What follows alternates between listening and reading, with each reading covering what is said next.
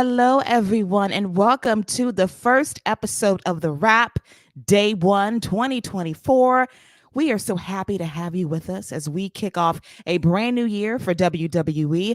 I'm Keila Cash, and by my side, as always, is my co-captain, my right hand, the sometimes advocate for the rapidly improving Von Wagner. I bring to you on YouTube to kick off the brand new year for us right here on the Fight Game Media Network, a clean-shaven baby face out the gate, the one, the only, babyface Perky Scott Young. Hello, babyface Perky. How you doing? Is it the whipple pill or my baby face? I'm doing pretty good. Excited. Day one, baby. Cleaned it up. Clean start to the new year, just like WWE. Not as electrifying as WWE, but I definitely wanted to clean it up to start the new year. I'm excited to be live with the people. And as always, Keila, it's a pleasure to chop it up and talk all things WWE with you. Yes, kicking off a brand new year. We are a few weeks away from the 2024 Royal Rumble going down live in Tampa, Florida. And what a way to kick off the brand new year with brand new surprises from a former WWE champion, as we'll get to shortly. But I do want to get into some brief NBA scoops and beef because I just wanted to quickly browse through the NBA standings on the West Side, the West Coast, the Western Conference. And I wanted to just not even go through the top five. I wanted to see where the Lakers were. Yes, they're batting 500, 17-17, 3-7 in their last 10. The Warriors, number 11, 15-17, 5-5 in their last 10 as well. So, hey, we're not in the play-in right now, but the Lakers are. But don't forget, Sky, you are the reigning defending in-season tournament champions with your fake-ass banner somewhere at the former place known as the Staples Center. Listen, we are still the ISTs, regardless of how you want to look at it, how you want to shape it up, ball it up. We're still that. We are still the champs so far this year. We're the reigning champs. We haven't been knocked off. We're still in the playoffs. The next one, we're coming for the big goal, the real one, and then we can take down that placement banner until we get the real one. That's really cute. You can fantasize about that for the next 2 to 3 years. That's not happening, but it's good to dream. Hey, let me tell you this though. If the Hawks would have won, oh boy, we'd be getting ready for a parade for the IST. Please.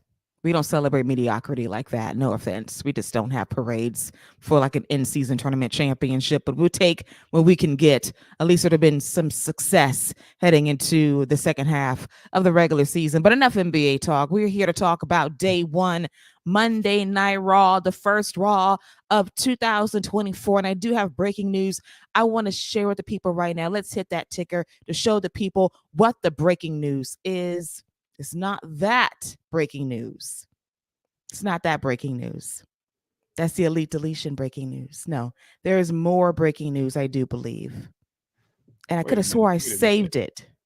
I could have swore I saved it. See, this is the perils of live television. That irked my soul. See, that was a live head-to-head shot from the Boom. Little did we know we got hacked by the Boom. Shout out to those guys, but we got beef. While we head to head, we got beef. It's all love, but we got they right hacked us. No question. The breaking news was Cody Rhodes would actually finish his story by the year 2035, but the Boom hacked us with the ticker. They did. That's exactly what happened. I felt so ashamed. So that's what happened. But let's get to day one. I tried to make a joke and they hacked us. The beef is real, head-to-head battle here on YouTube. But we love those guys and we are trying to do our best to have a little fun to kick off the new year. But let's get to day one going down live in San Diego, California. And we kick things off with a first time ever matchup. It's crazy to think about this, Scott, that Becky Lynch and Nia Jax have never had a match one-on-one in any capacity, whether it was television or PLE. They did it for the first time last night on Monday Night Raw. And I've said on several occasions that Nia Jax has had her best matches against Ronda Rousey in WWE over the last 5 or so years. But I gotta say that tonight against Becky Lynch in the opening spot of Monday Night Raw, this quite possibly was Nia Jax's greatest match to date. Hmm. I will say this was a thoroughly enjoyable match. I thought it was a great way to kick off Raw. The crowd was hot for both acts, for Becky and for Nia Jax.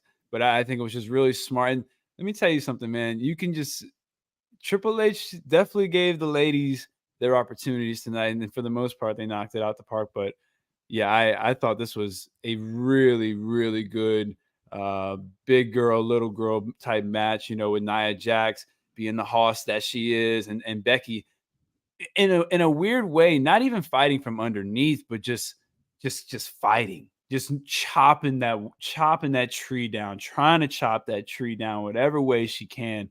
Um, that Samoan drop from the top rope, nasty, great spot. I just very, very enjoyable match. And man, I'm gonna tell you what, I think they did a great job of setting up Nia Jax as this unstoppable monster. They really have. And I know that she's caught a lot of slack, rightfully so, during her initial run in WWE. But I have to say, she's been very good in the ring since her return.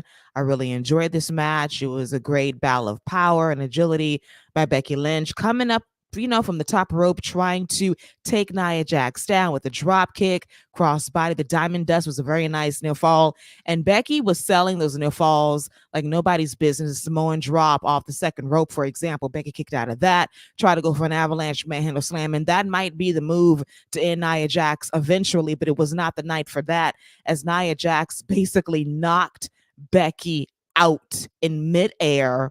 The punch landed, hit the Annihilator, sat on her for the victory, and we saw Becky coming up bloodied.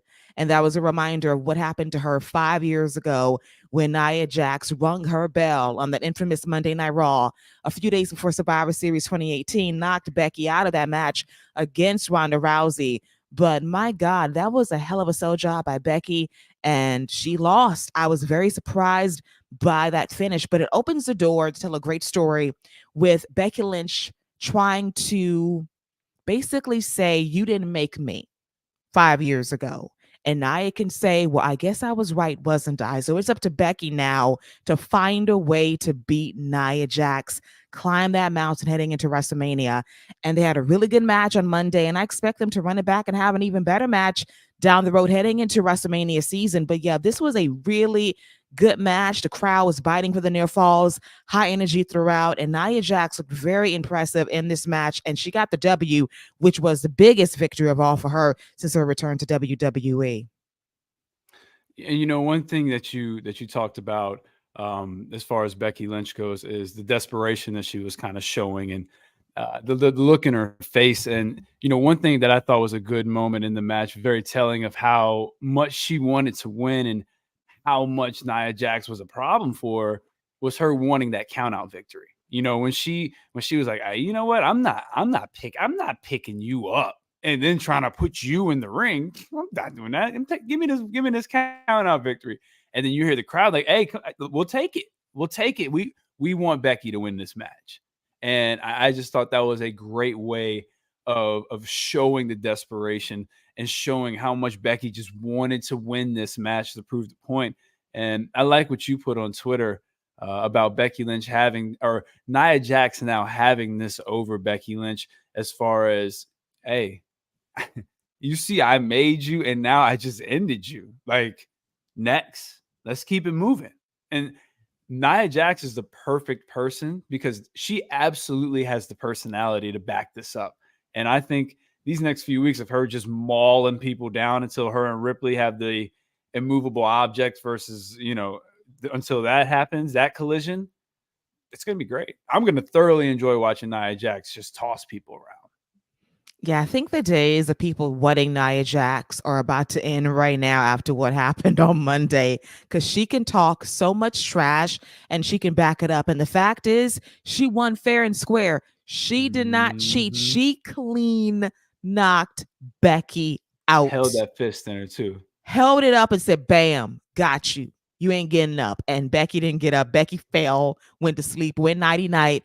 And Nia got the victory. And she said, "Yeah, I am that. You know what? I do what I needed to do." And she can talk all that cash shit and she can get away with it now. And I am here for that. So, really hot opener to Monday Night Raw. And Becky Lynch, once again, standout performance. She has not missed over the last few months in WWE.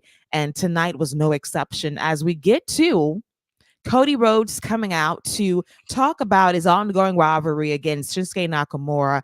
And he's basically ready to end this right then and there. He wants to face Shinsuke Nakamura tonight in San Diego. And Shin says, "You know what? I don't want to fight you tonight. I want to let you have another week to marinate in your dream that's about to become a nightmare because I am going to close the chapter in your story, close a book on you." I love the visual effects. I love the graphic novel anime aspect of Shin telling the stories, how he's going to end Cody Rhodes and finish his story heading into the Royal Rumble. But based on how Cody was looking coming out for this promo, felt like he got some news. Some heavy news he received about his story being postponed, possibly being inconclusive for right now. Saw a little glint in his eyes, wondering, where do I go from here? I've come here for one express mission, and that is to finish my story. And you're possibly telling me the story is going to be incomplete for another year. I don't know, but I kind of saw that hint of, I'm not worried about that.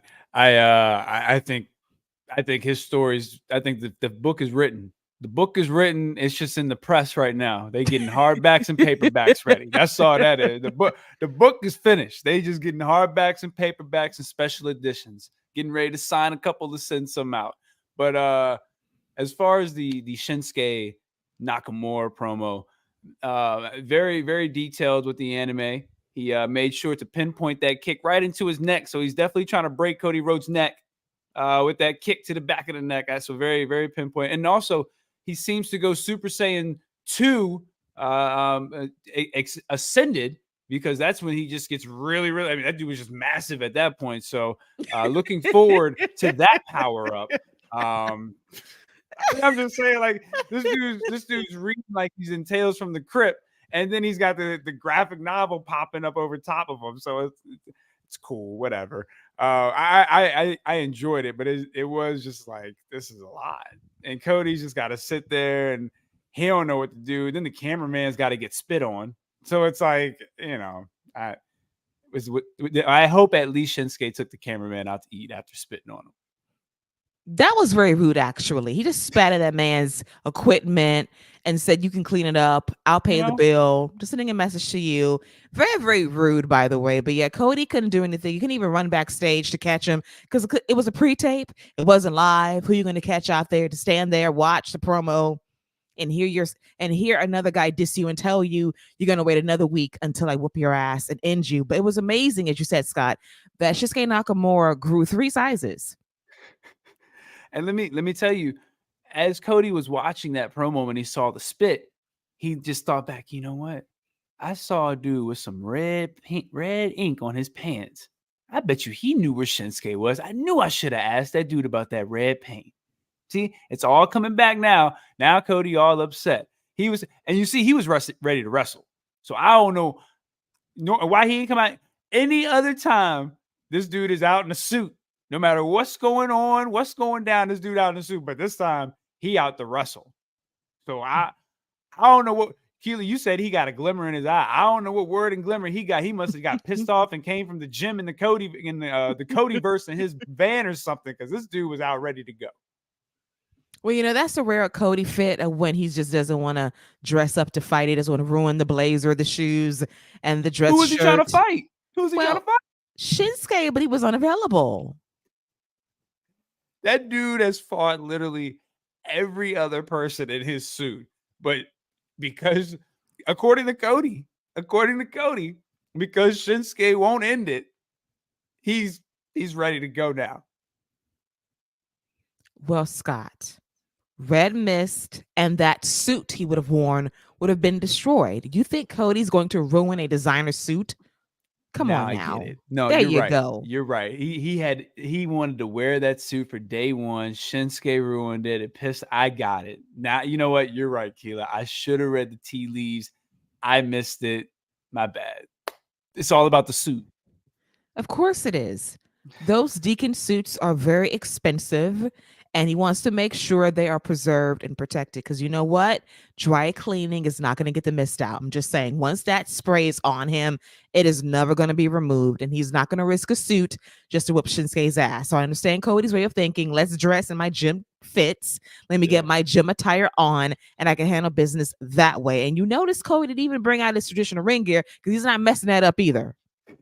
He, he sure did. See, that's what I'm talking about, man. Like, what was I need to know what was going on?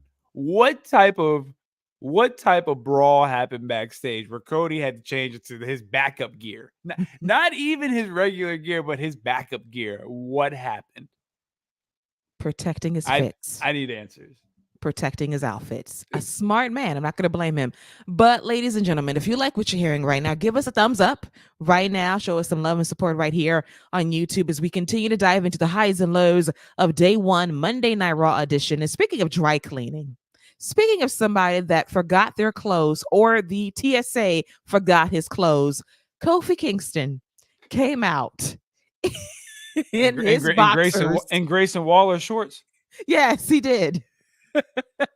At That first I man thought stole Grayson Waller's shorts. was he like doing like the Usos tribute from 15, 16 years ago when they wore shorts? But no, I take that back. Kofi's outfit was lost at the airport. They misplaced his luggage and he had to wear that. I'm gonna be honest with you. Besides the Shorty G vibes I got from it, I didn't mind Kofi in the basketball shorts. I'm cool with it. I would be cool with some New Day basketball shorts. It was definitely different. I was not hating it either. I thought it just looked different, but I immediately went to the fact that, okay, something definitely happened at the airport and he lost his clothes, Out the and blue. dry cleaning is not available on New Year's Day.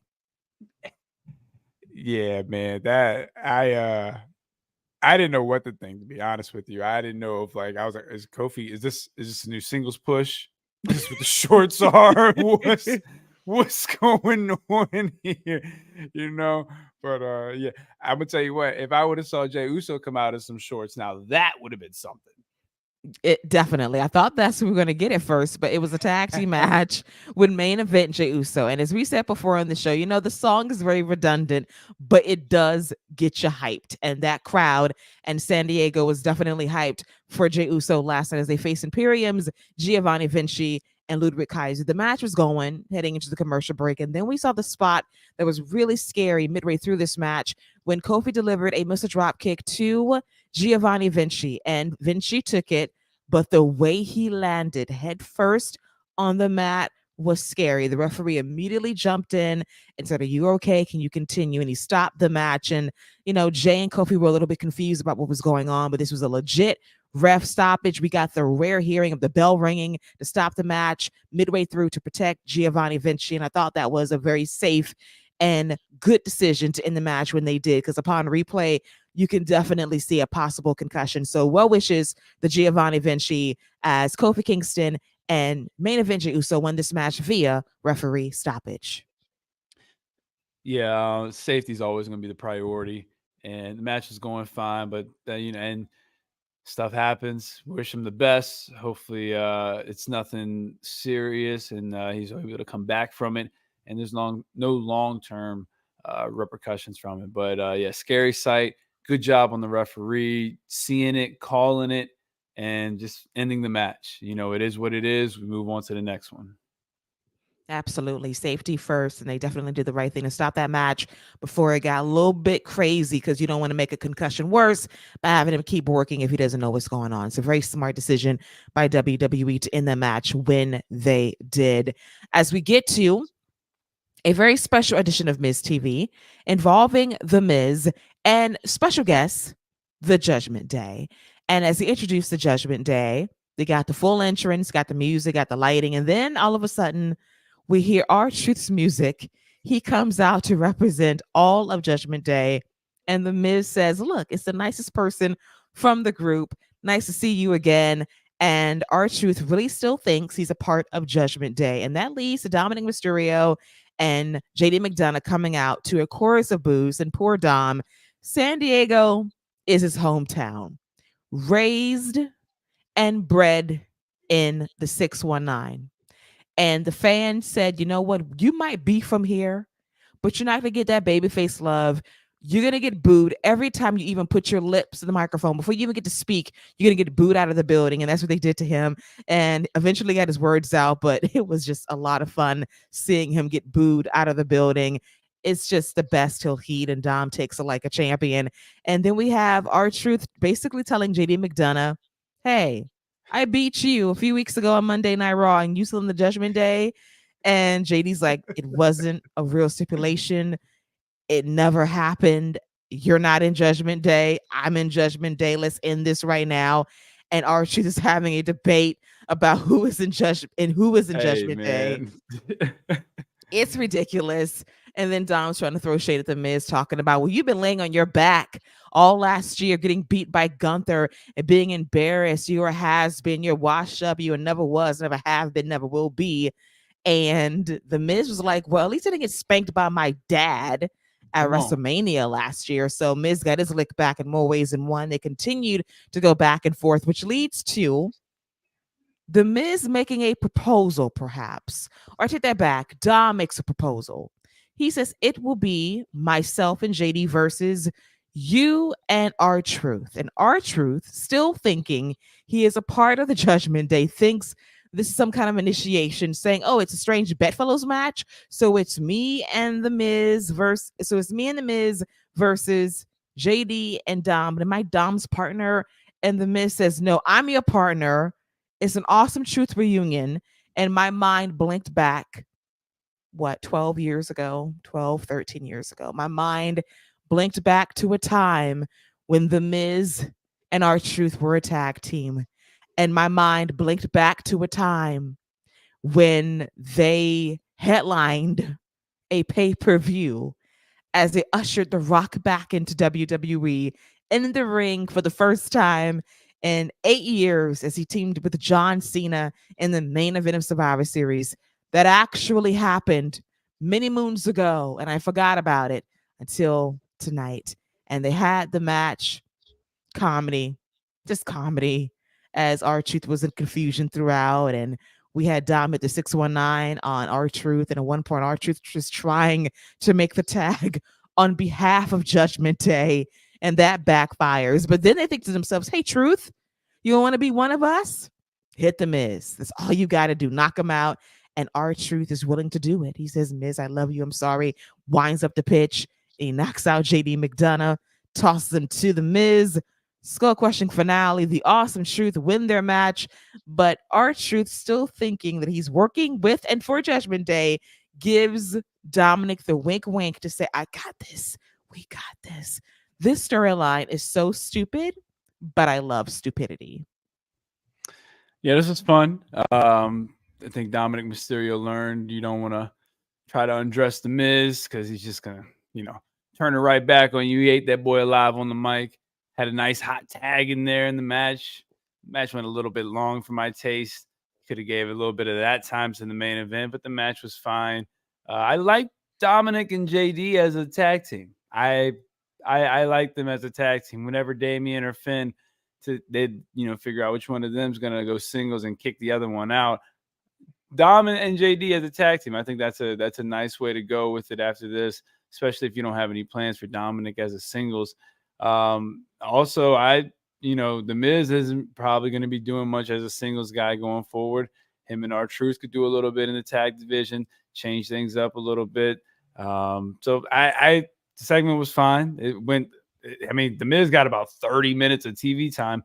And one thing I do want to talk about with The Rock, the Miz has been around for every time and has been a part of everything every time The Rock has come back. Like when he first came back, it was The Miz versus John Cena. The Rock was a special guest enforcer. When The Rock came back for his first match, it was like you said, the Rock and John Cena teaming up versus The Miz and R-Truth. And then even tonight, like I know it had nothing to do with it, but it's still the same night. The Rock comes back. I'm just saying, like the Miz has been a part of all that. So if you want to thank anybody for the People's Champion coming back, thank a man of the people, Mike. We're not going to do that. The Miz is not responsible for The Rock's last couple of returns to WWE. We're going to attribute that to college football and the timing of locale and and what's happening that day. And promotion. And promotion. We want to personally thank ESPN for making that possible for these college game day lives in California and in Denver. So thank you so much for that, to make sure The Rock can make it to these venues in a timely fashion without delay.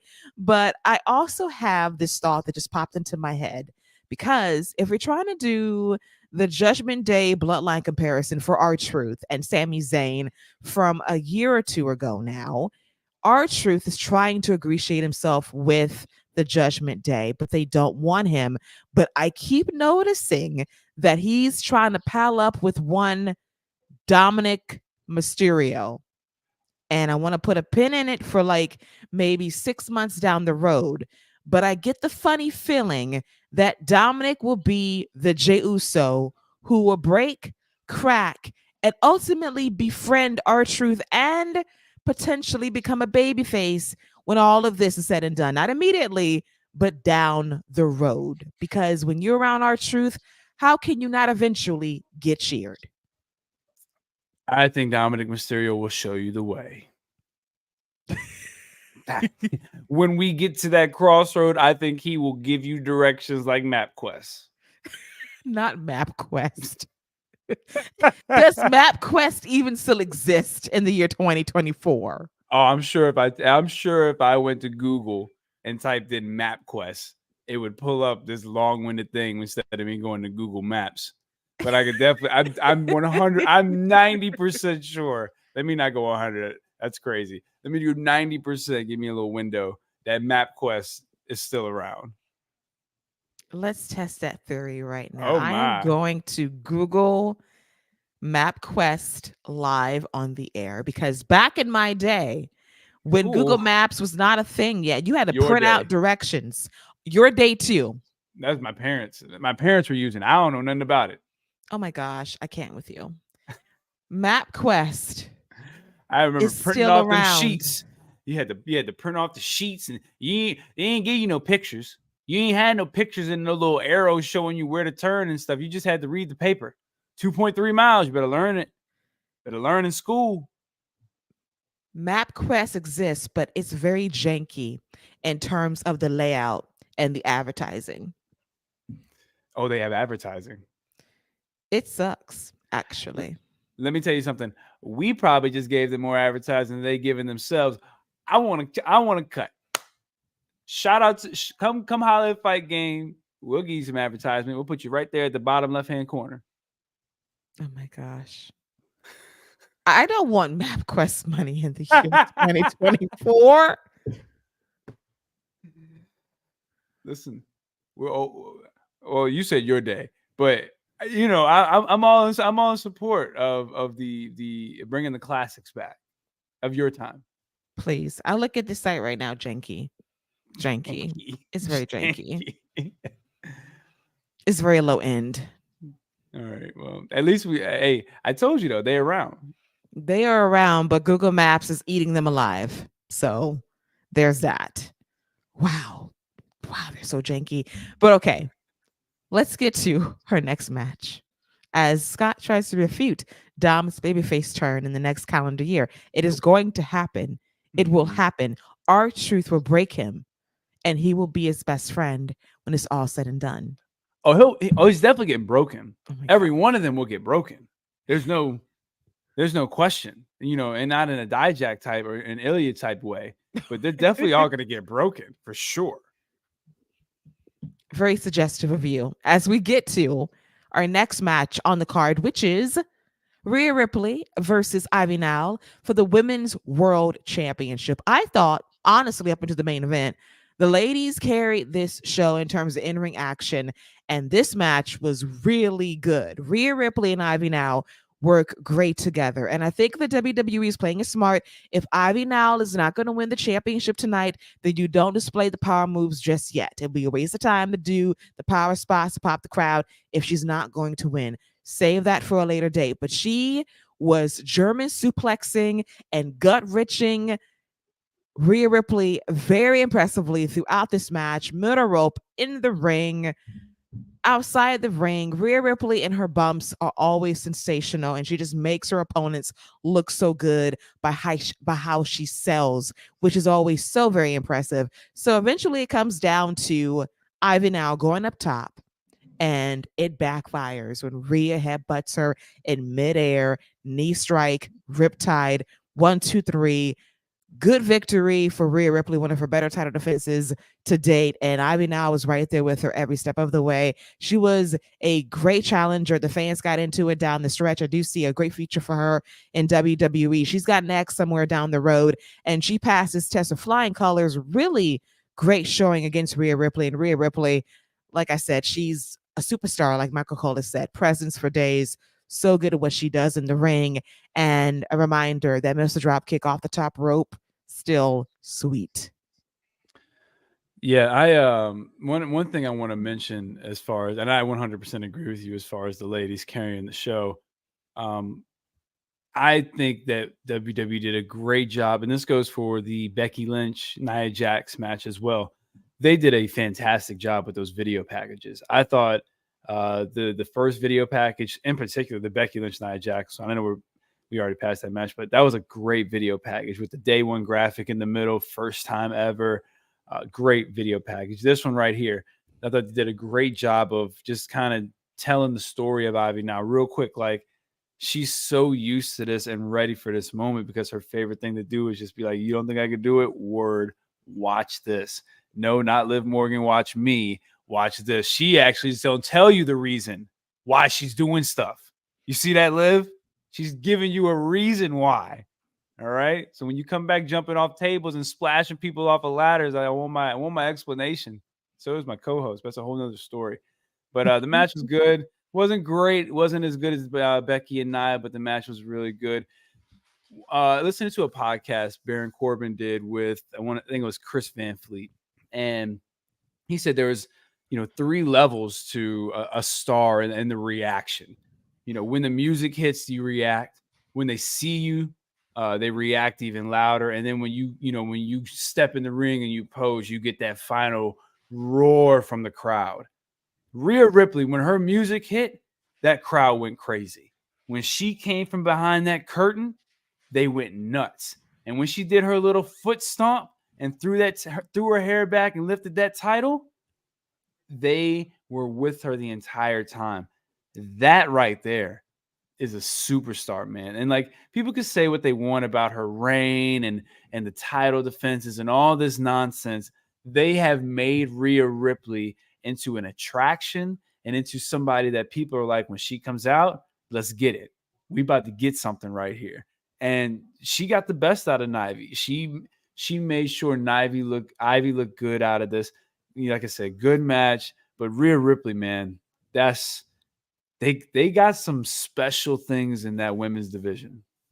They really do. And, it's a situation where this was called, 4 or 5 years ago with Rhea Ripley when she was 23 years old that she's got next. This was preordained. It took her, a couple of years on the main roster to really figure things out. And now she is the premier star of the women's division as the champion, and rightfully so. The title defenses have not been the greatest, but this shows why she's the champion. When she's able to go out there, give her time against a quality opponent, she'll deliver, and she did so last night. The key is presence for days. She commands attention. The people know she's a star. When she's not there, they are audibly upset. They boo. They are like, we bought a ticket and she's not here. Like, you heard the reaction a few weeks ago when they said, oh, she's in Australia doing promotional work. They were like, what? This is last minute. This was last minute. They didn't let us know she wasn't going to be here. So I think that it's very imperative for people to understand that Rhea Ripley is a star, and that when she's not there on the show, it is felt. When she's not a part of Judgment Day, it is felt. So I think that is a reminder of her star power, that her star power really carries a lot of weight in WWE, and it should not be underestimated whatsoever. And this is a prime example as to why via this match last night. Yeah, I 100% agree with you, and I think nothing that happened on this card, as far as the matches and who we saw, was by accident. So we saw Nia Jax dominate Becky Lynch. That wasn't by accident. And then we saw Rhea Ripley not really dominate, but have a good match with this newcomer who had a real nice showcase. And that wasn't by accident. I'm fully expecting Rhea and Nia to have a head-on collision probably at the Royal Rumble as Rhea gets ready for her final challenge, or whoever that's going to be at WrestleMania, and Nia gets ready for whatever she's got going on. But that wasn't an accident. And even what we're going to get to later on with the tag champs, having their little vignettes and that tag team match, like what happened with the women and them carrying the show wasn't by accident. Those were seeds planted. Definitely, and I like it a lot. So shout out to Rhea Ripley and Ivan now. Really good match for the Women's World Championship, and I caught all of that Liv Morgan shade. And you know what? I cannot dispute any of it because I've been waiting for a year to find out the answer to these very pressing questions, and I might never give it. I might not ever get it. So I'm content. I'll take it. I'll be okay. It's all right. Hey, I'll cope. and listen, I'm a big that's my Royal Rumble pick. I've already said it. That's my Royal Rumble pick right there is Liv Morgan against Rhea Ripley. So that's my Royal Rumble pick. But yeah, she owe you something. She does, but I Yeah. still love her. And, we're going to roll on into the Royal Rumble, and we're going to possibly, get that dub like that we did not get last year, and when she was oh so close. Oh, so close. Oh, blinded, almost got it. Damn you, Oscar. Oh, ah. But now let's get to something that was teased on social media the last few days by one Paul Levesque saying, a former WWE champion is rumored to appear at Day One Monday Night Raw, and I cannot confirm or deny these rumors. Just keep your eyes peeled this Monday. Tune in live on USA.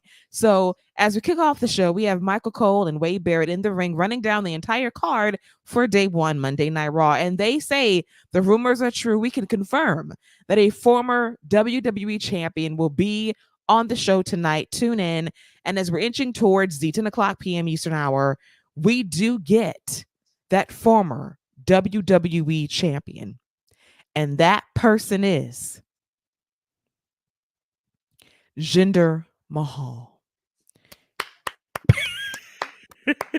Hey, ain't gonna be no gender slander here. Don't hinder gender. Okay? Don't hinder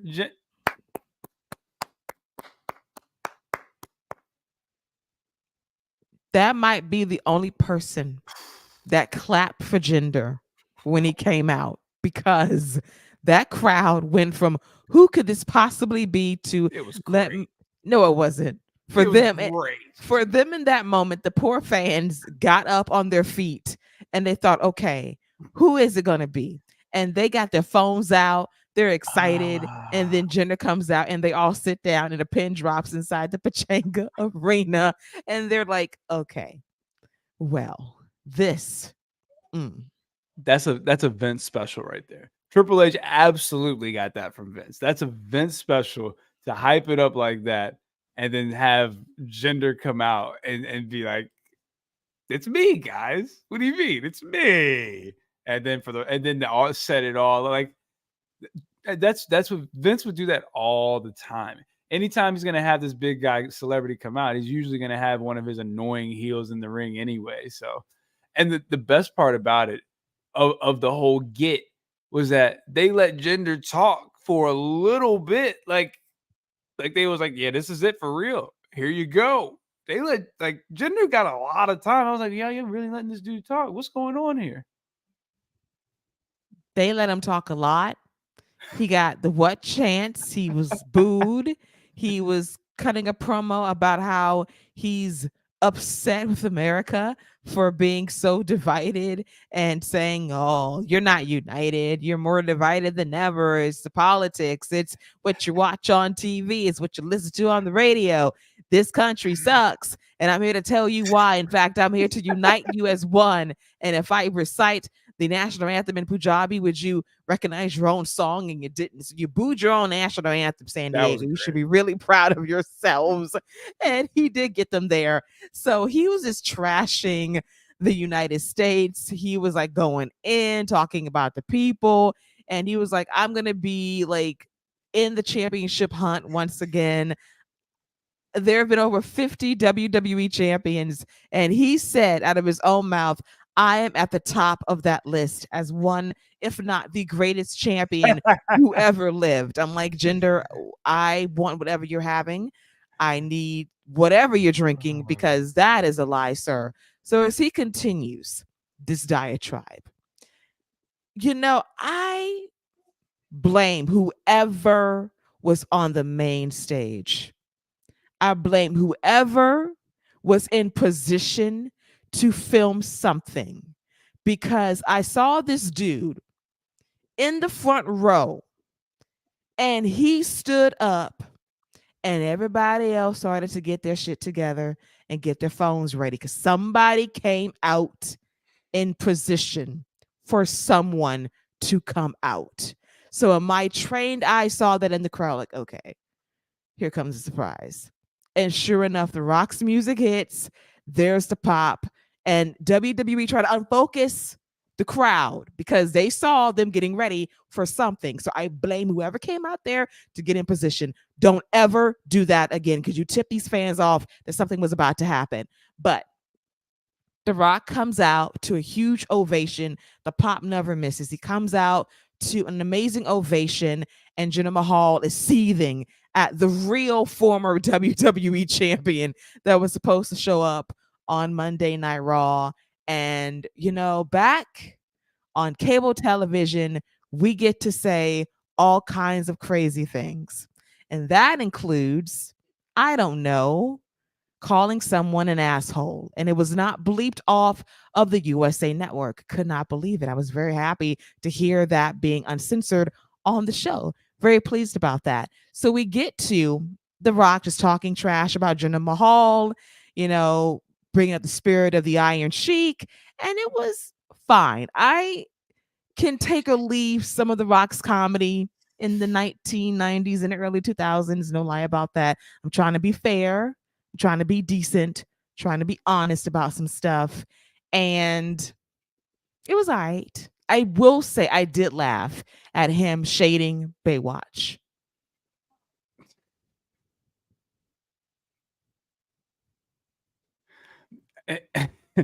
Yeah, he took a couple shots at his own movie, but The Rock, and he's still trying to hold it down for the 199 in the 2000s instead of just being in the in the 2024s. But you know what you're getting. Like you know what you're getting. His new thing now is to do I don't know if it's a new thing, but his thing recently that he's been making sure to really try to do is to get one side to chant one thing and the other side to chant the other thing. So the D1D, as I'm acquainted, that he has christened upon Jinder Mahal. We'll see if it has any legs, but I fully expect the D1D to come back at a later point. That is usually what can really hurt somebody. So it'll be, now that he's proclaimed his declaration, and we'll be curious to see if he D1Ds anybody else. Okay. So The Rock continues talking, and he does this very unique national anthem for Jinder Mahal's balls, or lack thereof. And he basically says, by the end of this song, I'm gonna whoop your ass, but Jinder gets to jump first on The Rock. And The Rock fights back, lays him out with the spine buster and the people's elbow, and proceeds to take off his belt to whip Jinder Mahal a couple times. Okay. That was an old fashioned country ass whooping, if there ever was one. Then he gets on the mic. Now, see, this is the moment things changed because I thought one or two things was about to happen. So, thing one, so he grabs the microphone. He tells San Diego, I am about to go out and I'm going to do something. And I thought to myself, he's going to shout out like a famous establishment in San Diego to pop the crowd so they can go home happy. I'm like, okay, that's cool. Then I thought to myself, is he about to say he's about to run for president? I don't. What? Yeah. What? Yes. I thought he was having a young Rock moment for real. It was how he was prepping the statement. Right. No doubt. I was like, But president, though? listen, he did it On on his Raw? show. Well, listen, he said, I can launch my campaign in San Diego tonight. And I have my grassroots fundraiser website right here, rock.org. And you can donate as much as you like to help me become the next president of the United States. I thought it was going that way too. Or he's about to eat somewhere very nice and saying in San Diego that's and what I pop thought the too. restaurant. But then he talked about sitting at the bar, sitting in a booth. And then he said the words that popped the people. And I think it dashed Cody Rhodes' hopes and dreams for WrestleMania 40 when he says, how about I have a seat at the head of the table? And the fans lost their minds. They knew what that meant immediately. The Rock said, bet, drop the mic. If you smell what he's cooking, he leaves. And Wade Barrett says, well, Paul Heyman, call Roman Reigns. The time has come to make that call because his cousin has called him out on Monday Night Raw. And so it begins. The first real tease on a live microphone, which means the deal is imminent, that something is happening. Now, I know the fans are panicking right now, thinking, oh God, could it be WrestleMania 40 in Philadelphia? I will say, I don't think so, because I did read an article that suggests that Australia wants a Dwayne "The Rock" Johnson appearance at Elimination Chamber. Now, will that happen? I do not know, but I will tell you this.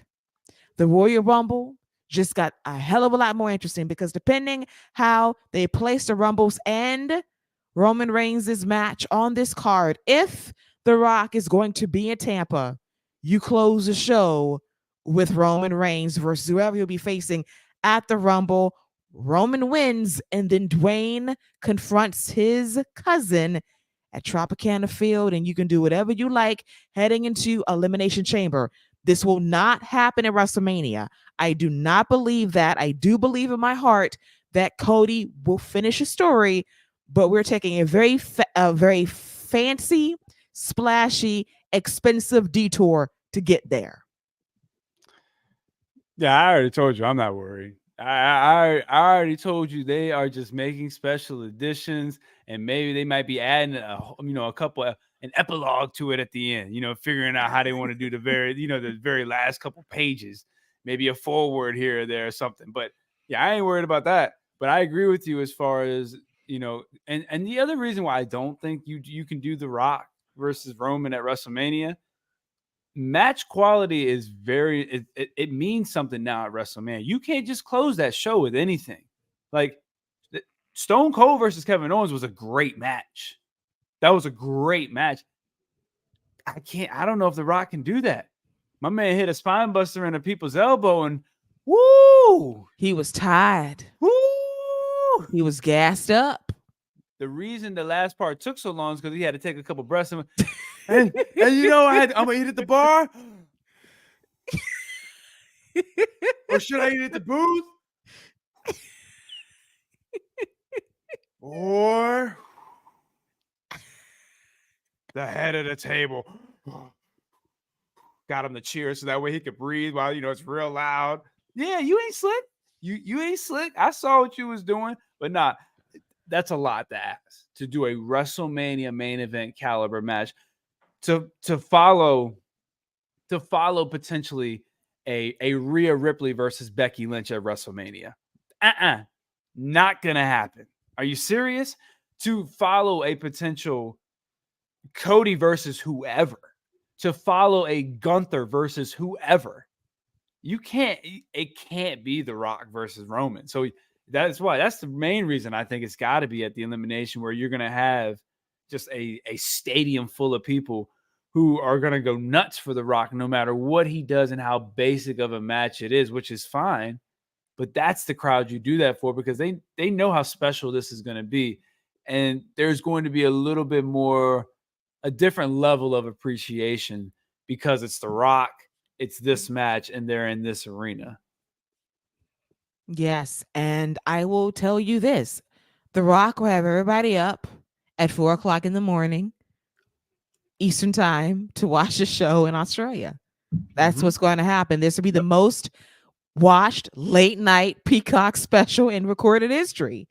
That's what it's going to be. He's going to get people up to watch this. To eat the West Coast will be a little bit better, but yeah, the East Coast is out here. We're going to be up at 4 o'clock, 5 a.m. watching this, no doubt about it, because it's The Rock, and you can do this. And as you said, WrestleMania is a big ask. This is much different than where we were, what, 5-10 years ago, when you could be in the main event and you can do the bare minimum. No, there is expectations now to have a great WrestleMania main event. You can have a nice showcase match at WrestleMania, and it can be what, 5-10 minutes in the main event. You got to put on basically a 25-minute classic for the fans to really say, okay, you did that. And The Rock, yeah, it's concerning that he did 2 moves and he was tired immediately and he was gassed out. And it felt like he was having contractions and he was taking deep breaths trying to push.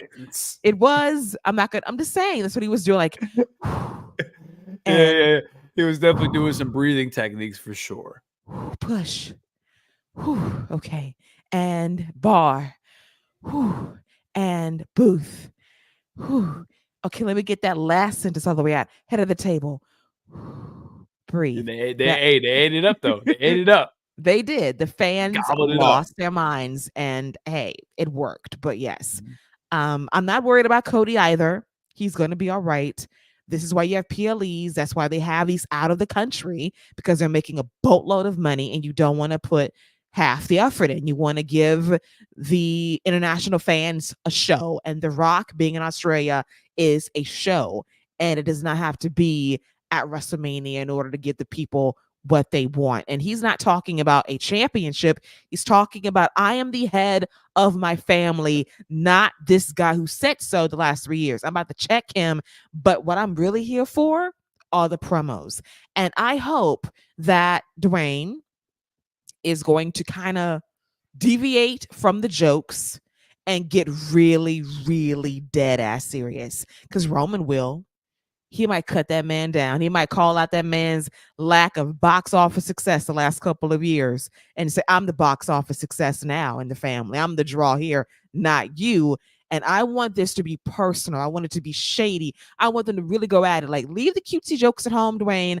I want you to go out there and cut a promo that can sell me against you and your cousin, preferably at Elimination Chamber. I actually want a little bit more than that.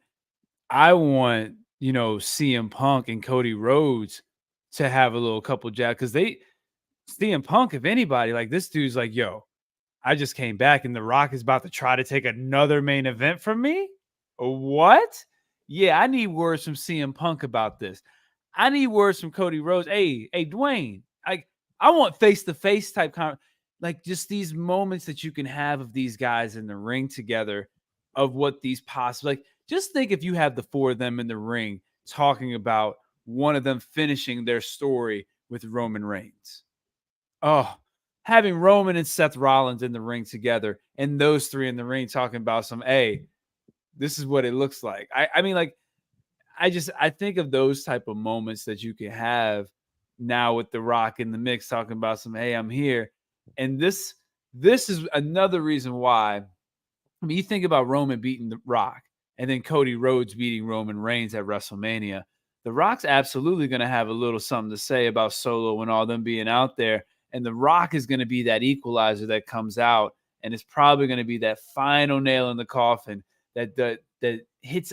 Like, I fully expect The Rock to get hit, but a barrage of finishers from, like I said, literally every single person he's ever screwed over, except for Matt Riddle, who is somewhere in some major league doing wrestling somewhere. But everywhere else, everybody else, everybody else, I'm fully expecting to come out and just hit them with their finisher. When that day comes, everybody gets their pound of flesh. Sammy, Kevin, Absolutely. Randy, AJ, Drew McIntyre. They all gonna collect on Roman Reigns when Mhm. that day comes. But I think that CM Punk is actually the most secure because he said, I got a night to main event WrestleMania. I don't know about Cody. I got my night locked up. I don't know about him. I secured my spot. That's why they made 2 nights. They didn't know they made it for me because I ain't got nothing to complain about. That dude said, "Hey, listen, Cody, man. I'm already locked in on Raw. You know what I'm saying? I'm locked in on Raw. Wherever we go, I'm locked in. You know, I've already me and Seth, we like our book too. We working on special editions too, Cody. You know what I'm saying? We can't go back. We can't go back. Our story's done too, buddy. So yeah, we locked in over here. I don't know if they're gonna make me another show here. I don't know if I can do that here. You know what I'm saying, Cody? I'll try. I might be able to get you a superstars. I can bring Saturday night's main event back for you, maybe. Oh my gosh. You are ridiculous. I'm just saying. I'm just thinking of options. I'm just trying to help. I'm just trying to help. You're sick. But that is true. But like I said, CM Punk has actually the most secure spot because he said, I came back and there's 2 nights of WrestleMania and I'm on one of them babies. And the fact is, me and Seth, we got that on lockdown no matter what. Whatever you say, whatever you do, I am going to be in that spot for a night, preferably night one, the best night of WrestleMania. Whoops. And let me just real quick shout out to Tanner. Just said he subbed to the channel. Welcome to the Fight Game fam. Yes, and he has something to say as well. He says Rock versus Roman at WrestleMania 40. Cody can face Gunther at WrestleMania 40 for the IC title. Well, hmm. Now that's an interesting and Cody. That's an interesting concept. Cody winning every title on his way to the world title. I mean, Cody's a wrestling fan at heart. You know what I mean? And him going the old win the tag titles, win the IC title, then win the title, and beating Gunther means something. So that's if we have to get Rock and Roman at WrestleMania, because like we said, CM Punk's locked in. That's signed, sealed, delivered. I'm yours. You know, shout out to Stevie. But if that's going to be the backup plan for Cody, I'm okay with that. He's got to win though. He's got to beat Gunther at this point. Man, this has got to be the make good of you gotta win. We apologize for delaying your story 2 years in a row. We are so sorry. We didn't mean it. But yeah, he's gotta beat him. But yeah, we really live in a world where CM Punk is the most secure person heading into WrestleMania because he says, my night is locked in. I got my opponent, I got my feud. I have nothing to worry about. And who am I to judge 2 nights of WrestleMania ever again? That is why it exists now because of situations like this. He said night one, night two, buy one, get one. It don't matter. I'm good with it. Listen, everybody gets a night. As long as I get a night, it's cool. Yes. And like you said, night one is that night to actually, really show out and have the crowd with you and have the best Yeah, matches. So we'll absolutely. see. So we'll see. Yes. But a fascinating turn of events. We'll see how it all plays out. And Tanner has another suggestion, which is wild, but okay. Let's see. Rock beats Roman at WrestleMania 40. And then at SummerSlam, Punk versus Rock. And Punk beats The Rock to make up for what happened at the Royal Rumble 2013. Yeah, I mean I think, and if we're just being real, that's probably the biggest match you could do after Rock versus Roman is probably CM Punk versus The Rock. You want to talk about promos? Ooh. I need Dwayne to cut off the sophomoric shit though and just kind of go in. Honestly, I don't think it would matter even if he did go sophomoric because there's so much to pull from with him. Like Dwayne is still Dwayne Johnson. Like I agree with you. Him being serious would be a whole nother level. But even when he's making jokes and being funny, he's still Dwayne Johnson, and him being able to just pull from all that AEW nonsense, you know that's what he's gonna do. Yes. You know it's just gonna be veil shots of just like, yeah, you probably wouldn't want to buck with somebody like me, but what do I know? How's Larry, by the way? Those are the type of things that he would say. I'm here for it. Oh, I had a bar just now. He's gonna say you can run up on $7, but not the Young Bucks. Come on now. Come on, bars. Come on now. Come on, that was the bar. You need to tweet that. You need to tweet. That needs to be some type of meme or something. You need to get that. That's likes right there. Only when they have the confrontation. I'm not gonna go for likes right now. I need some substance before I hit it. But yes, run up on the $7, but you can't run up on the Young Bucks. Come on now, that is a bar. No, that's not. And let's see, because Tanner wants to give Goldberg his moment at the Chamber. Should be Goldberg versus Roman career versus title, and then Roman can end Goldberg's career respectfully. Just put him down and just say he had a good run and just say peace. They Goldberg did that already. Goldberg's upset that Vince didn't give him his send off. But yes, I think as a fan of Goldberg, I think he's fine. You think it's enough? I think it's fine. Now, if you want to do a quick Dolph Ziggler type thing like they did at SummerSlam, I'm here for that. Oh yeah, because Dolph killed the cell job of the Spears. Phenomenal.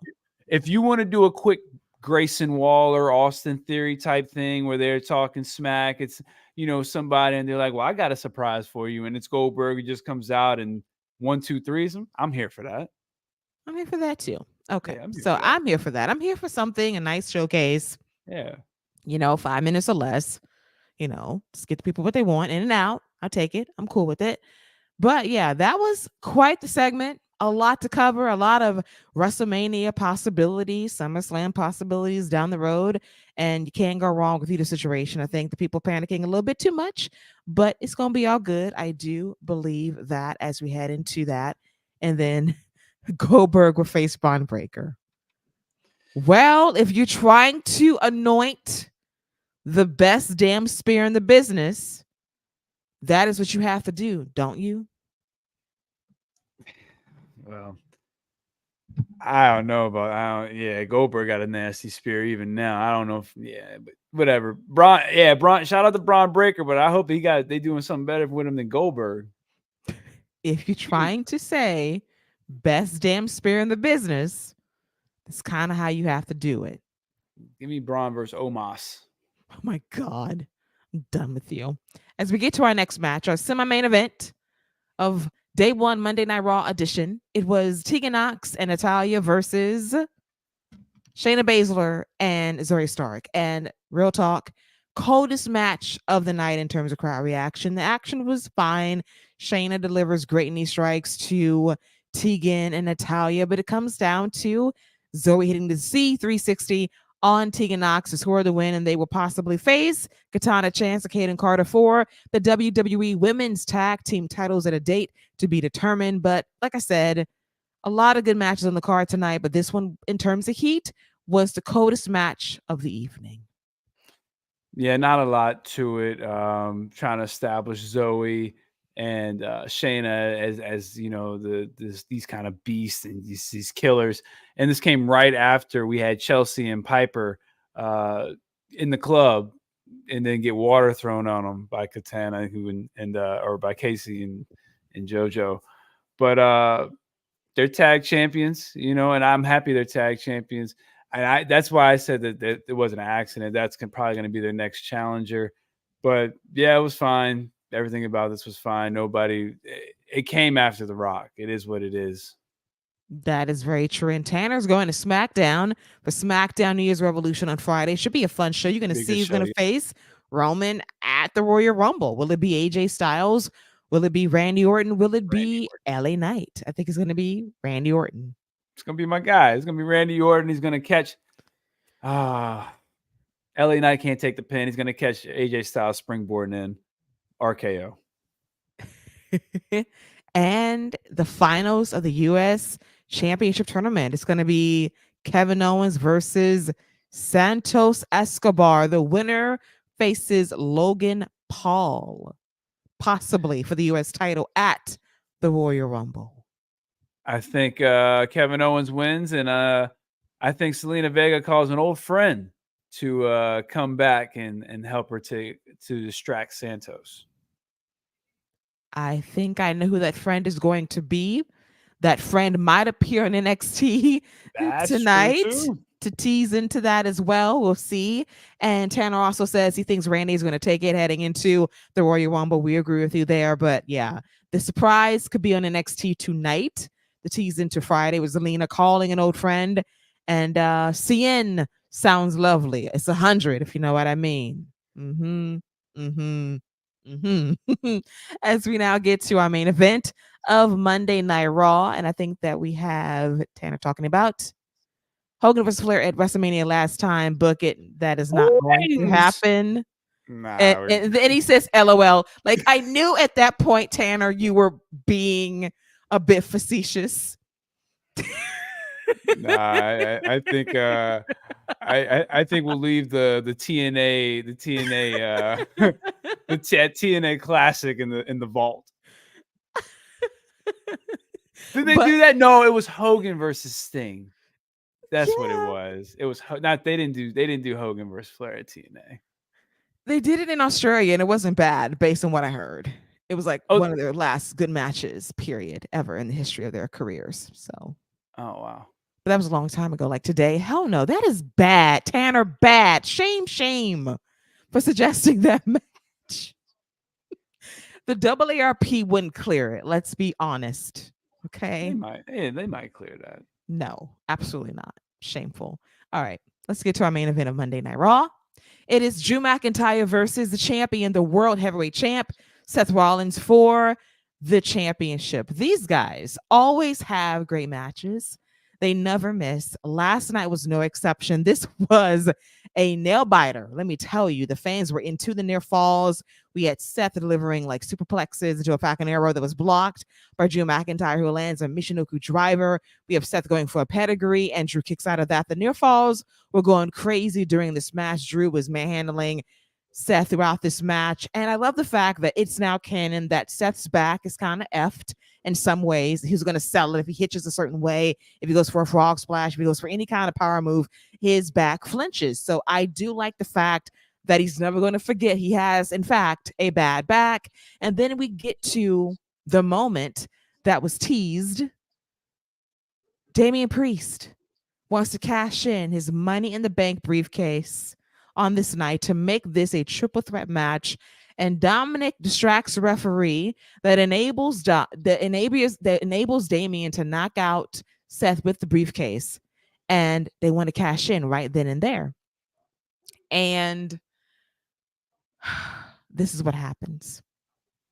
This is the attempt that wasn't once again because Drew McIntyre snuffed it out. Knocked out Priest, Claymored Dominic Mysterio, and he got back in the ring. Claymored Seth.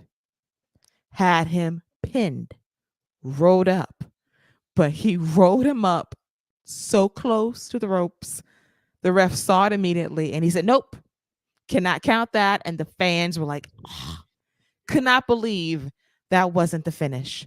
So Drew McIntyre decides, well, I'm going to really take out Drew McIntyre. Well, Drew McIntyre's going to take out Seth right now by going to the ringside area and taking apart the announce table and going for something. And Seth wakes up, he recovers, his pedigree on the table, curb stomp on McIntyre to retain the championship. That was a crazy finish. Crazy finish. Had us going for a while. It's a classic Adrian Neville, Seth Rollins finish on Monday Night Raw many years ago. They had us thinking, oh God, it's a shoot. What's going to happen? But no, it didn't happen that way. Very clever match. Great action. Tease cash in. Was it meant to be?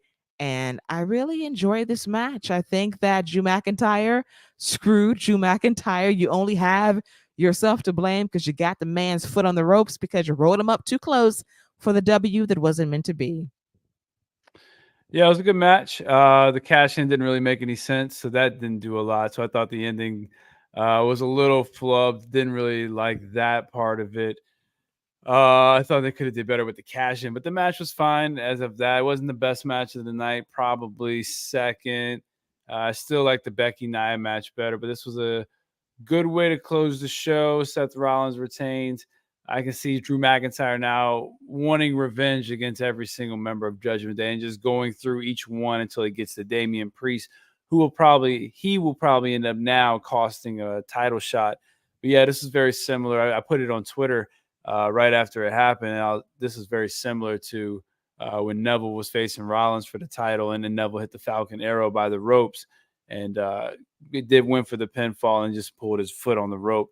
So very similar to that. Good callback from Rollins. Same matchup, same type of thing right there. Drew McIntyre a couple times had him pinned or hit the future shock, which he's pinned people with. I think that would have been a good opportunity to get a near fall there, but instead he went for the kip up and the 1-2-3 into a nice power bomb counter. But again, solid match, solid way to end day one. But I just didn't like the way the cash in happened. No, it was not the best. If you're going to do it, do it. If you're going to do a title change, do it. Don't be afraid to do it on day one. Look what happened at day one a couple of years ago in Atlanta. Brock Lesnar came out of nowhere to win the championship, shock the world. Poor Big E, who lost. And let's not forget how that title match came about, because Seth Rollins won fair and square. And then people kept being added to his championship match. And that's how we got that fatal 5-way at day one. But yeah, take a risk, take a chance. If you want to do a title change, do it. It could be like, what, a 3-week thing. If you want to just do it for kicks, if you want to do something different, so be it. But yeah, the tease was all right. It was executed not in the best way, but I understood it. But it does keep Seth strong as champion right now. He's going to probably be champion heading into WrestleMania. And where does this leave Drew McIntyre? Because in this case, I mean, dude, this was your match to win and you lost basically on your own, and you have no one to blame but yourself. Yeah, and that's why I think that's got to be his next direction as far as who he goes after, what the motivation will be, because there's been a reason for everything that's happened as far as him going after Seth, the reason he's been acting the way he's been acting. And this way you can still, because he still wrestled in the same manner. He was a little bit more aggressive, but he still did the 3-2-1, which is for the crowd. He still has the sword, which I'm assuming is a crowd thing, because he ain't chopping heads off. He's not the Highlander yet, so I don't know what that's for if it ain't for the crowd. So I still see him. I'm just saying, like, what are you bringing it out for? Like, zombies out there. You ain't got to decapitate nobody. So it's got to be for the people. I guess the people still love the sword. But, so that's why I think the Judgment Day is a way to keep him a babyface, but he can still keep that edge and aggression that he has for not winning the title. Yeah, totally agree there. And Tanner says, hot take, the world heavyweight champion should be on SmackDown and not Raw. Well, it could happen very soon with the SmackDown moving to USA, and they might want the world title there too. That is a very good possibility. This could be a switcheroo. The draft, if they choose to maybe wait until the fall, just before they switch, networks. And we do not know still what Monday Night Raw is going to be.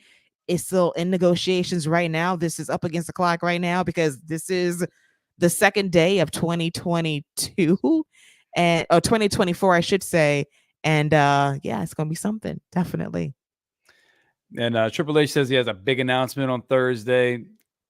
It could possibly be where Raw is going to end up. What old $1 billion Phil is going to bring to the table. But see if he's got WB in his pocket like he says he does.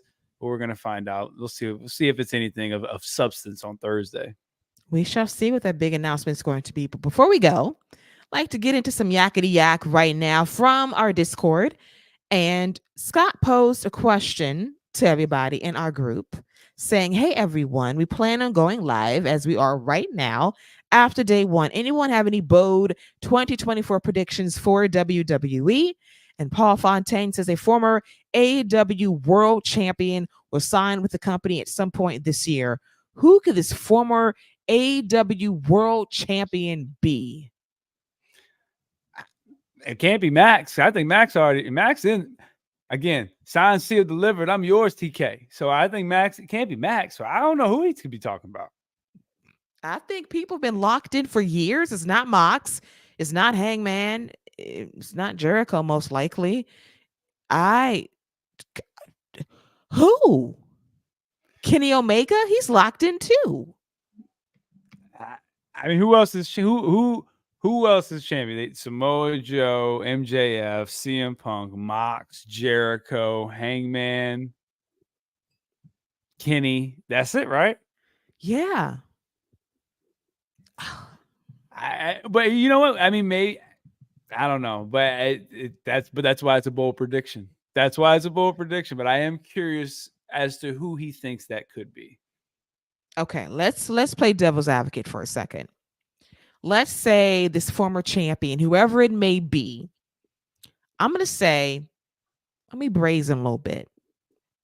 Because when the elite made the pact to return to AEW, it was majority rules, right?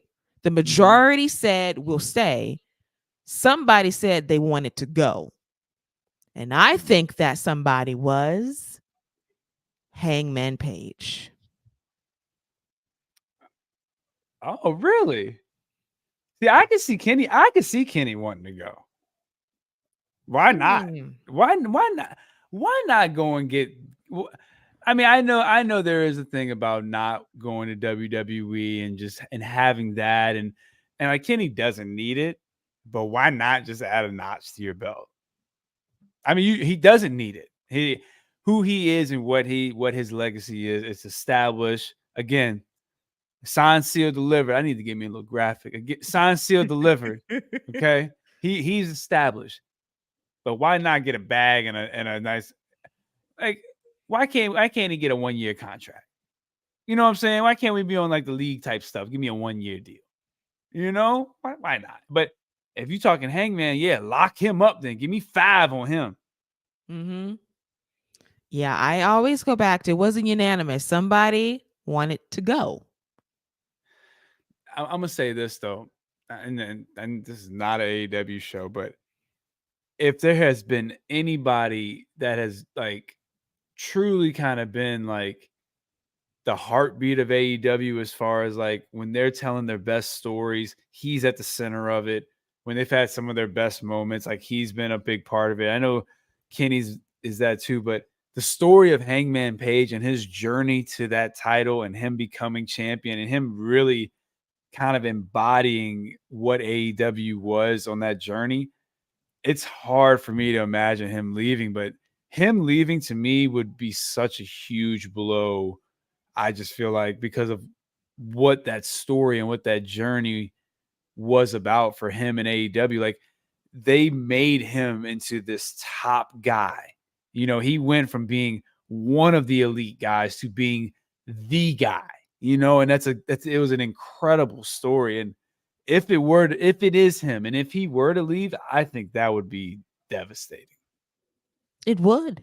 I'm just trying to figure out who would it be. I mean, if we're running out of options, because I don't see, honestly speaking, a champion leaving, but I go back to the elite and the pack they made to stay, and someone said, I love you. I'm gonna roll with the majority. And it could be Kenny because he does want to experience different things in terms of, trying one thing one time for a short period of time. But, Hangman would be a hell of a surprise as well because, he did go through a lot in the last year or so in AEW, and those scars are very real. And, when you go through that experience, you do kind of feel a certain way. You are the heartbeat in some ways of that promotion, but that promotion can burn you too in some respects in terms of how things were handled dating back since before Brawl Out at All Out back in 2022. Yeah, so that's a bold prediction, but again, I am curious to see as to who Paul thinks it is. Yes. And Jeremy had a good guess tonight. Cash in attempt. It was an attempt, did not happen. Gigi, CM Punk misses a TV taping for unhappiness. Wait, you said bold. Shots. That's shots fired right there. But he could be on to something. I keep saying that heading into this year's WrestleMania, CM Punk is the most secure in his spot. Yeah, for sure. For sure. I think, bold prediction, CM Punk will be a model citizen throughout the year 2024. In fact, he'll sit in Gorilla and Whoa. help Triple H direct episodes of Monday Night Raw. All right, that's enough. That's enough. That's blasphemy. That's if you would have said he's gonna sit in Gorilla and help Walker, HBK, and NXT, okay, now we're talking. But you really think he's gonna sit there as a number 2 to Hunter? Come on. He ain't being on that good of behavior. He's like, all right, you know what? I'm good on that one. I'm gonna just go back to my locker. Bold prediction. Here we go. Phil Brooks will be a creative consultant for Paul Levesque. He'll be in the Bryan Danielson position in AEW. I could see that. I could now that I could absolutely see. That one I could get behind. All right, so Scott, I'm gonna put you on the spot right now because we had like this really bold conversation about a month or so ago, and it might not be happening now. So, by the time things happen in the next 24 hours or so, 48 hours or so, do you still believe that one Mercedes Monet will find her way back to WWE, or will she be all elite by the time Dynamite rolls around on Wednesday? Yeah, I don't think we're getting the 4 horsewoman reunion. Just doesn't seem like it's in the cards. But so no, I don't think it happens. I think she's going to show all the signs seem to be her showing up on Dynamite. The clip from the Avengers where Low-Key says, I have an army. That's TK with Mercedes. But then Robert Downey Jr., Triple H says, we have a rock. And that was what you said. That's what you saw tonight. But it does suck because I just think that story that could have been told with Mercedes coming back would have been incredible. The reaction would have been incredible. And I don't mean this as any form of disrespect, but like WWE will be fine. The women they have are incredible. We already talked about what Rhea is, and let's not forget a storm is coming. So let's not forget about that. A storm is coming, whether y'all like it or not. She's coming. Okay. And so again, it sucks that she's probably not signing with WWE. Like again, great story that could be told, but Aaron Rodgers will be fine. Relax. We're gonna be good. We're gonna be good. I thought it was a great idea in theory, the 4 horsewomen reuniting, and I guess Bailey's gonna need another friend because it won't be her best friend making that save when Damage Control does some damage to her imminently. Oh man, I feel bad, but I'm happy for Mercedes. Get what you're worth, get your money, get your bag, and I pray that she finds every success. If it's AEW, that she better be the centerpiece of that division. Point blank, period. No. She should be a centerpiece of the company. Oh, yes, absolutely. Absolutely. True. Like, especially if you can be paying her what I'm sure she's asking for, and that's fine. She's absolutely worth it. She needs to be a centerpiece of that company. You are absolutely correct. She says she wants to be the CEO. Will you put her in that position to be one of the faces of your company? Yes. Period. Yep. And that's how you do it. You have to elevate that division, period, as well. It just cannot be a match of Dynamite, a match of Rampage, a match of Collision. You got to start telling stories within that division, period, as well.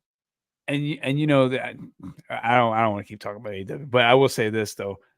Her and the potential of Swerve being an AEW champion, they could hit a whole nother demographic and just captivate an audience in that demographic with them two at the forefront. That's a whole nother story down the road. But like again, a centerpiece of the company because she brings in a whole different demographic than any other woman they have on the company since the Storm left. Yes, and the storm is coming, and she'll be making a difference. And she's also money and how she carries herself and what she can do and what she will do in WWE when the time calls for it. I do foresee Royal Rumble debut for Jade Cargill. I sense it. That's how you make the splash. That's how you do it heading into, WrestleMania season. But yes, it's going to be a very cool time for women's wrestling. And I think the Sean Ross Sapp noted that this year is going to be the year that a lot of women in this industry is going to get paid seven figures, and that has not happened in this industry ever, and it's going to be comparable to what women make in the WNBA and the women's soccer league, for example. So this is a turning point to get what you're worth, to make the money that you are owed and due, and of course ball out in the ring to make it justified. And I'm all for it. So congrats to all the women that are about to get paid up in 2024 in WWE and AEW and elsewhere as well. And one thing, before I know we got to get ready to go on, but one thing we didn't mention with Paul's comment is that it could be a woman. It could be a women's world champion. So that could be whoever that bold prediction he made. I don't know who that list is. It's a little bit longer than the men's championship, but I it's not Riho. I know that. I don't think it'd be Nyla, but it could be a women's champion as well. Britt, I don't know if she's happy or not. Could be It Britt. could be Britt. Yeah, it could be Britt. I now see that. I can see, but I'm gonna tell you this though. That ain't the division you was at 6-7 years ago. That's not the same division. When you go over there, you better get ready. Like that's a whole the women in AEW are great, and it's just different. But it's just a different caliber of women over there. That's not a knock. It's just a different caliber of women. But she can talk though. She can talk, and she can get grimy. Yeah, she can talk until she runs across Becky Lynch. Ooh, now that promo exchange. I'm just saying, like everybody can talk until they come across somebody who can talk. That is Like, true. you know what I'm saying? Like, and Britt's fine. She'll definitely add something to the division, but she's not like a Mercedes who's going to show up in a division and change the game.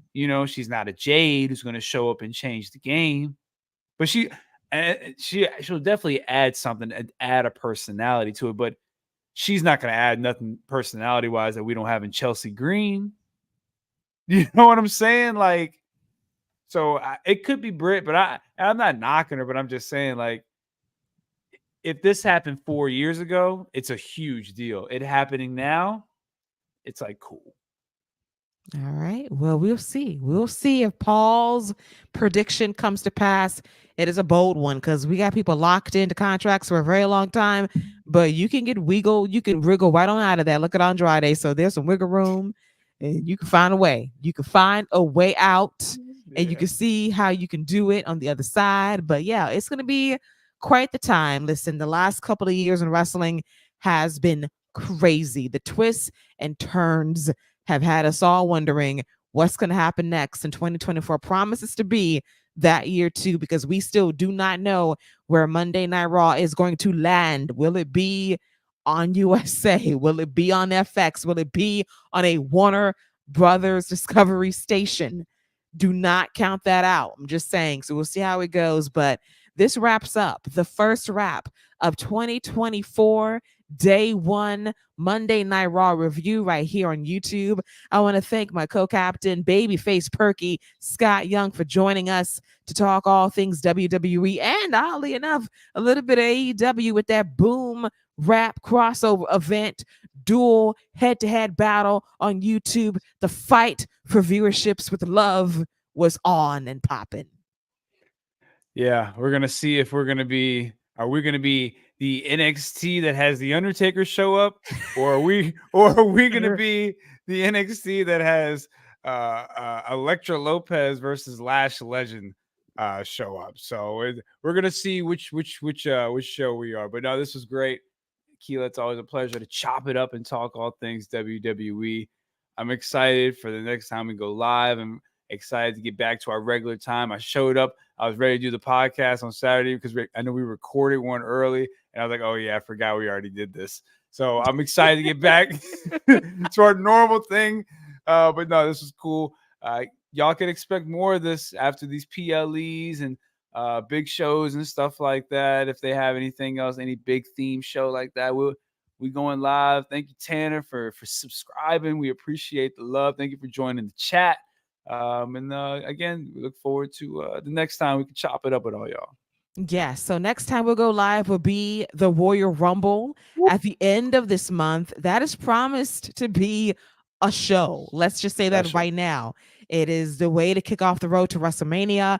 It's going to be a lot to talk about. Looking forward to that. And we do like to talk about Raw for very pivotal shows. Might be on live once again then after WrestleMania. Very good possibility for that. But yeah, so we like to do that. If there's a draft situation, we want to be live for that as well. So we're going to try to do sporadic live Raw editions of this show, possibly like, in the back end of a PLE, the big 4 or 5, including Money in the Bank as well. And they take a trip down to, well, not to Perry. Are they going to Paris this year for Money in the Bank, or is that Backlash?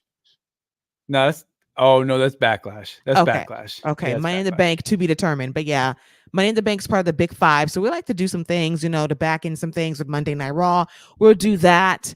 We'll talk more about that later, but we'll be back next Monday on the free feed on Fight Game Media Network, talking about SmackDown New Year's Revolution, and tonight, NXT New Year's Evil going down live on USA. And we will see if Carmelo does the trick in his championship match against Ilya Dragunov. We'll see. We'll talk about it next Monday on The Wrap, on your podcast feeds, Apple, Spotify, wherever you listen to your podcast. So for myself and for Perky Scott Young, that is a wrap for the first wrap of 2024, recapping day 1, Monday Night Raw. Take care. Bye-bye.